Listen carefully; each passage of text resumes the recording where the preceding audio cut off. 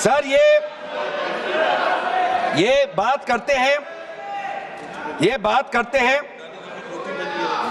कि ये संविधान के पक्ष में है। किस प्रकार से ये संविधान के विरोध में है सर, मैं बताना चाहूंगा। आर्टिकल इसका जो क्लॉज 3RA है और 3R1 है। इसका 3RA क्या है सर?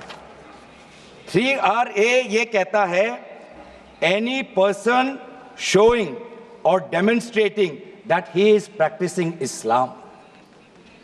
देखिए सर, आज देश में अल्पसंख्यकों की ऐसी दशा हो गई कि आज सरकार को अपना धर्म का सर्टिफिकेट देना पड़ेगा। कितने दुख की बात है कि भारत नहीं है, क्या बात कर रहे हो, हिंदू थोड़ी है। भारत एक सनातन धर्म का एक देश, 7000 पुराना, उससे भी पुराना ये देश, जिसमें हर धर्म और हर संस्कृति, हर परंपरा को हम सम्मान करते हैं। आज सरकार को ये हमें सर्टिफिकेट देना पड़ेगा कि हम किस धर्म को हम विश्वास रखते हैं। क्या ये दूसरे धर्मों से इस प्रकार का सर्टिफिकेट मांगेंगे कि आपका 5 साल हुआ या नहीं हुआ? ये सिर्फ इसी बिल में क्यों?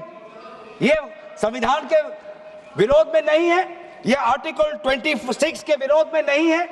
सरकार क्यों धर्म के इस मामले में दखलंदाजी कर रही है कि आप इस धर्म का आप विश्वास करते हो कि नहीं हो, उसका पहले मुझे सर्टिफिकेट दो? ये किस प्रकार का न्याय बना रहे हैं? ये किस प्रकार का कानून हम बना रहे हैं? 3R1 क्या कहता है सर? इनका 3R1 जो आज इन्होंने हटा ही दिया है,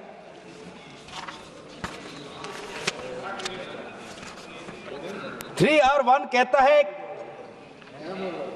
a waqf by user, but such waqf shall not cease to be a waqf by reason only of the user having ceased, irrespective of the period of such session. ये इसके हटाने की क्या जरूरत थी सर? ये हमारा बार बार विभिन्न जजमेंट के द्वारा ये पूरा वक्फ बाय यूजर और इसके बारे में विभिन्न जजमेंट आए सर। एक जजमेंट पढ़ना चाहूंगा। M. Siddique, Ram Janmabhoomi, Muslim law does not require an express declaration of a waqf in every case. The dedication resulting in a waqf may also be reasonably inferred from the facts and circumstances of a case or from the conduct of the waqif. तो ये बार बार ये सब विभिन्न judgement के द्वारा वक्फ और ये जो पूरी इनकी जो परंपरा है, विभिन्न जजमेंट ने ताकत दी और आज यही विभिन्न क्लॉजेस के द्वारा जजमेंट्स को भी और हाईकोर्ट के ताकत को भी ये कमजोर कर रही है। सर पहले वक्फ क्या है ये भी हमें समझना चाहिए। Waqf means the permanent dedication by any person of any movable और immovable property for any purpose recognised by the Muslim law as pious, religious, charitable.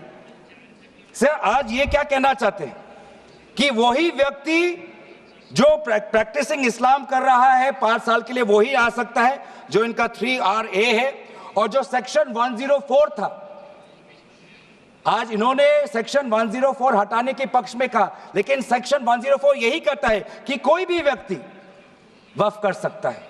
तो यही तो हमारा सेक्युलर नेचर है कि कोई भी व्यक्ति अब वक्फ कर सकता है।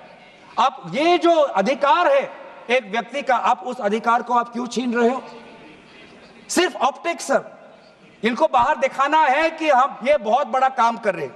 क्या इन्होंने कहा कि क्लॉज 9C में ये कहते हैं कि 2 महिला को हम ये इंक्लूजन कर रहे हैं? ये पहले भी था सर। अगर आप 1995 एक्ट पढ़े तो ये पहले भी था, उसमें ये भी था कि 2 से ज्यादा सदस्य महिला हो सकती थी। इन्होंने तो 2 पे ही कैप कर दिया। ये पहले से ही था, ये सिर्फ दिखावा। और इनका 3R4 में जो ये विशेष रूप से विडो, डिवोर्स वुमन और ऑर्फन की बात करते हैं, ये पहले भी था सर। ये पहले भी जो 3R है जिसमें वेलफेयर की उल्लेख है, उस वेलफेयर एंड अदर पर्पसेस में window, divorce woman and orphan पहले से ही उसमें समा जाता है। लेकिन इनको भ्रम फैलाना है, इनको भ्रम फैलाना है कि वर्तमान का जो एक्ट है वो महिलाओं के खिलाफ है। इनको भ्रम फैलाना है कि वर्तमान में महिलाओं को कोई भूमिका नहीं मिलती, ये इनका काम है। लेकिन कानून में सर पहले से ही ये सारे प्रावधान है। वो चाहे किसी विधवा का संरक्षण हो या महिलाओं को और समर्थन देना हो। सर रिफॉर्म की बात करते हैं, सर इनका क्लॉज 33 में जो रेवेन्यू आना चाहिए वो रेवेन्यू उन्होंने घटा दिया। पहले 7% का एक रेवेन्यू फॉर वक्फ बोर्ड आता था, आज इन्होंने 5% कर दिया, गिरा दिया। क्यों गिराया? क्या आप नहीं चाहते कि वक्फ बोर्ड और अच्छी तरीके से चले? आप नहीं चाहते कि उसमें नई टेक्नोलॉजी आए? अगर कहीं खामियां हुई भी है, माना कि कोई भी कानून इस देश का, कोई भी कानून परफेक्ट नहीं है, कोई भी कानून परफेक्ट नहीं है, माना कहीं कहीं प्रदेशों में खामियां हैं, वो चाहे केरल में हो, आंध्रा में हो, कर्नाटक में हो, पंजाब में हो, दिल्ली में हो, लेकिन सर आप चाहते हैं कि वो वक्फ बोर्ड, वक्फ ट्राइब्यूनल और अच्छी तरीके से चले, और ये चाहते हैं कि वक्फ बोर्ड और कमजोर हो, और इसीलिए जो रेवेन्यू वाला क्लॉज है 7% से 5% इन्होंने घटा दिया। मेरा सुझाव, हमारे तरफ से ये सुझाव है कि 7% से 5% घटाने के बजाय आप 7% से 11% और इस रेवेन्यू को और इंक्रीज करिए। आज ये बात करते हैं कि ये रिफॉर्म्स ला रहे हैं। क्लॉज 26 पढ़िए sir, section 52A, section 52 clause 26। Clause 26 में क्या लिखा है? In section 52A of the Principal Act, in subsection 1, for the words rigorous imprisonment, the words imprisonment shall be substituted. Dilute कर रहे हैं सर। पेरेंट एक्ट बोलता था कि रिगरस इम्प्रिजनमेंट हो, और अगर आप बार बार ये कह रहे हैं कि फलाना हो रहा है, धमकाना हो रहा है, तो आप इसको क्लॉज को क्यों कमजोर कर रहे हैं? सिर्फ भ्रम फैलाना है सर। मंशा इनकी कहीं और है। मंशा सर, मैं भी एक टिप्पणी देना चाहूंगा कि आज ये एक विशेष समाज के जमीन पर इनकी नजर है, कल समाज के दूसरे अल्पसंख्यकों के जमीन पर इनकी नजर जाएगी। आज ये बिल सिर्फ एक विशेष समुदाय के जमीन पर इनकी नजर है, कल दूसरे समुदायों के जमीन पर इनकी नजर जाएगी। बार बार ये बिल सर, इतना संशोधन की जरूरत है। ये मैं नहीं कहता कि संशोधन की जरूरत नहीं है। मंत्री महोदय ने बार बार इसका जिक्र किया कि ये बिल कितने बार इसका संशोधन हुआ। इसकी शुरुआत आप जहां से भी पकड़े, आप 1810, 1817, उसके बाद 1954, 1984, 1995, सच्चर कमेटी, रहमान कमेटी, 2003। संशोधन चाहिए सर। मैं नहीं कहता कि हम संशोधन के विपक्ष में नहीं, लेकिन संशोधन इस प्रकार का हो जिससे बिल का रूपायन, जिससे बिल और ताकतवर बने। और इन्होंने ऐसे संशोधन लाए हैं जिससे बिल से इस देश में और यहां पे समस्या बढ़ेगी, और मसले बढ़ेंगे, और लिटिगेशन होगा।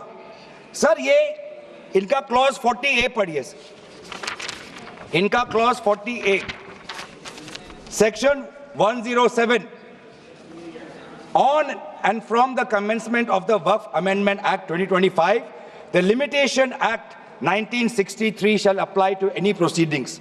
सर इससे पहले आप जितने बार भी आप इतिहास में जाए, हर बार, क्योंकि ये वक्फ, ये जो प्रक्रिया है, जब से हमारे देश में इस्लाम आया तब से ये प्रक्रिया चल रही है।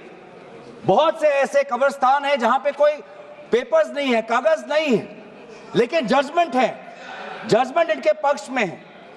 और आज बार बार हमने कहा है कि लिमिटेशन एक्ट इसको बढ़ाया जाए, क्योंकि ये प्रैक्टिकल एक समस्या है। लेकिन आज ये नहीं चाहते। क्यों?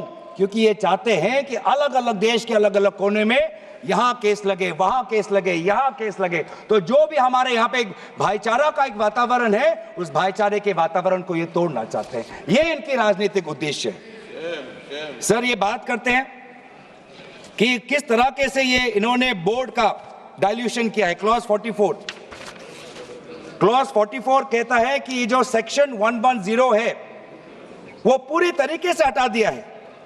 सेक्शन 110 क्या है? सेक्शन 110 सर,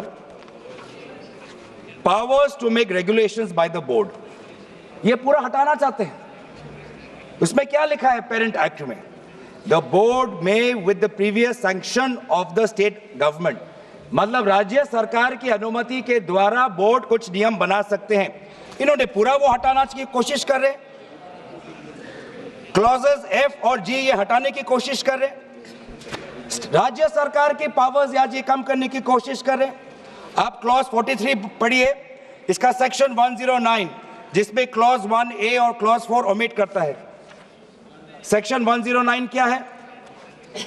सेक्शन 109 है power to make rules, the power of the state government to make rules. इसमें भी आप ये कटौती लाने की कोशिश कर रहे हैं। क्लॉज 1A, क्लॉज 1A क्या कहता है? Other particulars which the report of the survey commissioner में कंटेन अंडर क्लॉज एफ। इसमें स्टेट गवर्नमेंट सर्वे कमिश्नर के पक्ष में कुछ नियम बना सकता है, वो पावर आप हटा रहे हैं। Clause 4, the manner of election of members of the board by means of a single vote, आप ये हटा रहे हैं। इलेक्शन की प्रक्रिया आप हटाना चाहते हैं और आप रिफॉर्म की बात करते हैं।